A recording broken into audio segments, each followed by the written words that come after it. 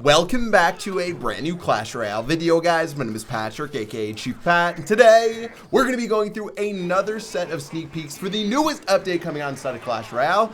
And as you guys can obviously see on your screen right now, it is Emote Central with the newest set of emotes finally coming out inside of the game. This is something people have been asking for forever now. If you saw some of the trailers they put out yesterday, basically everyone knew this was coming, but I'm super stoked to have a bunch of emotes. You've got Goblin emotes, you've got Princess emotes. Obviously, you've got the King Tower emotes that we have right now. And Supercell has said themselves that they're committed to releasing new emotes regularly for everyone to enjoy. Now, of course, there's actually going to be an emote deck available in the game where you can store your different emotes and choose which ones you actually want to bring into battle. Sort of like your battle deck. It's actually right next to your battle deck inside of the game. And it's actually going to be $3 for a pack of 4 emotes. They already have the price available. Honestly, that isn't too bad. I wish there was text emotes. As I've currently seen right now, I just see a bunch of the animations, but it'd be super easy to make some good text ones. So Supercell, make sure you get some new text emotes soon. But finally, we're going to get some updated emotes, as you can see as I spam against OJ. You can even use them as a spectator. You can spectate against your favorite YouTuber going to battle and throw emotes left and right. So be sure to check those out, and those will definitely be coming with the new update. Now, moving on, there's a bunch more topics I'm going to cover piece by piece, and let's go and tackle ladder. Now, ladder's been a problem for everyone, and Supercell has realized that this is one of the biggest problems inside of the entire game. My theory is that a lot of the casual players have quit the game, because Clash Royale clearly has seen a decrease of views over the last bit, whether it's on YouTube.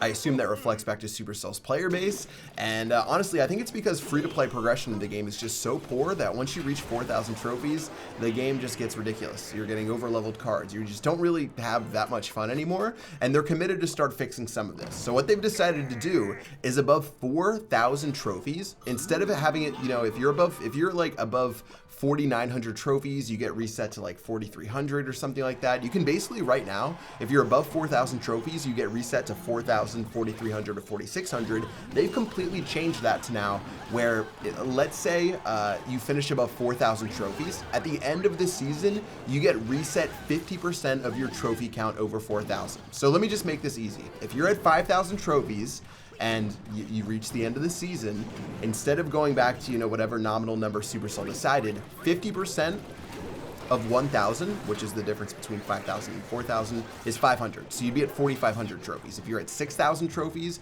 you'd reset that back down to 5,000. If you're at 7,000 trophies, you'd reset back down to, what is that? I guess 5,500 trophies. The maximum you could be reset down to is,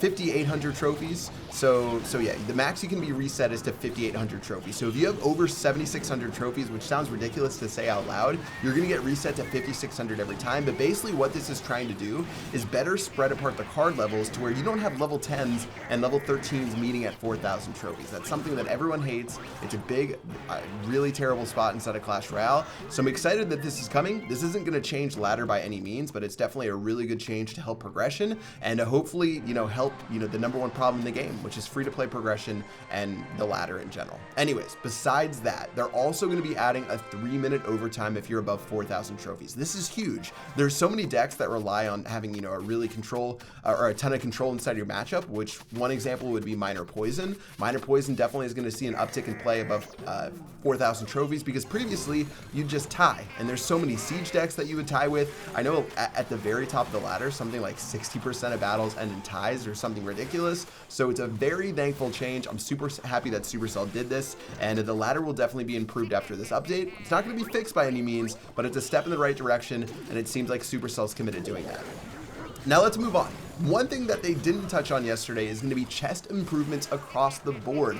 Another huge problem inside of Clash Royale is the economy. There's not enough gold to go around. There's not enough ways to get cards, etc., etc. And they made a bunch of sweeping changes to almost all of the chests inside of the game that I'm going to tell you guys right now. And then also they made some changes to Clan Wars that you guys will definitely be happy about. So starting off with the chest. The crown chest is going to have less commons inside of it, which everyone knows commons are the most common card you actually get. That's why you see these super maxed out Royal Giants, but not as common level 11 Hog Riders. But basically the crown chest is going to have less commons, but more rares and a lot more gold, as well as more epics. So the crown chest getting a buff. The silver chest, getting more cards overall. It's going to get 2 guaranteed rares in the legendary arena, if you're in the legendary arena, as well as more gold. So really nice buff to the silver chest, 2 guaranteed rares. While it doesn't seem like much, is definitely nice. Gold chest, less commons, but more rares and a lot more gold. Magical chest, less commons and rares, double the epics inside of it, which is crucial because epics are so hard to get to max. And then finally, the giant chest will have triple the amount of gold. Free chests and super magical chests are going to remain the same, but overall, chests are getting a big buff inside of this inside of this update, and I think everyone's pretty happy about that. Now, not only are the rewards and chests being upgraded, you also have clan war improvements, and that's going to lead to all clan war gold rewards being doubled. Double the clan war gold inside of every single thing that you do. So that means inside of the war season chests, you're going to get double the gold. That means inside of victory battles, you're going to get that gold double as well. And overall, that's pretty spiffy. Everyone knows that gold's a massive problem, and being able to get that gold to upgrade your cards is super, super crucial. People are sitting with not hundreds, because there's not hundreds of cards in Clash Royale, but tens of cards to upgrade and not having the gold to do so. And this will definitely, make a nice effort to fixing that. So I'm excited to see exactly how that pans out. Now, they didn't give us exact numbers for how many more cards you're going to be getting, how much more gold you're going to be getting. So they're definitely building up a little bit of hype there, and I hope we're not disappointed by the time that the actual update comes out tomorrow. Now, moving on. One last thing for Clan Wars. They made it so you're guaranteed to have at least 2 spells inside of your card collection on War Day. Previously, you were only guaranteed 1 spell, and this led to some times where, like, if you just had Rocket and you had no other spells inside of your deck for War Day, it led to a pretty unfortunate experience. That's been changed. You now have a guaranteed 2 spells inside of your collection day cards, no matter, how many wins you get or something along those lines. Pretty excited for that, and that'll definitely help out inside of Clan Wars. Now, finally, there is a couple of other things I want to tie up. That's going to be number 1, special challenges economy should be improved as well. So by that, I assume they mean that gold and cards inside of special challenges, one or the other, is going to be improved. Special challenges would be, like the Rascal challenge for unlocking the Rascals, just different event weekend challenges that you guys see each and every weekend, so that's a nice bonus.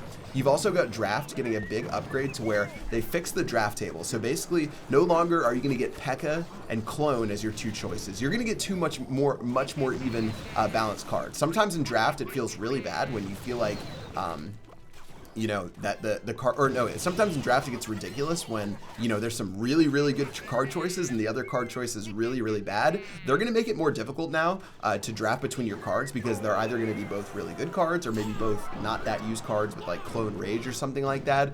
So I think this is a big improvement to draft, and it should lead to more even battles inside of draft, and everyone should be happy about that. No longer are you going to be having your opponent draft a P.E.K.K.A. while you get a Clone spell, your opponent drafting a Night Witch while you get a Rage spell. It should be more even all around. Pretty good stuff. Now, finally, Classic deck mode will be entering Clan Wars. Classic deck is going to be basically the archetype deck that you guys saw recently with like Lava Loon, with Golem, basically where you choose and you get a random archetype to play against your opponent. It was a challenge in a recent weekend, and they're actually going to be adding that to Clan Wars, but the best part about that is that it's going to be a tournament standard. You're not going to have level 13 cards to compete inside of the preparation day there. That will be a tournament standard, so that means you now have 2 modes with tournament standard, draft, as well as this classic challenge, and that means that I think they rotate back and forth, which means you always have a shot to play a tournament standard challenge inside of Clan Wars, and that's pretty solid to me. So overall, I'm really excited for this update, guys. That does it for the second sneak peek. There's a bunch of other stuff and other quality of life improvements coming out inside of this update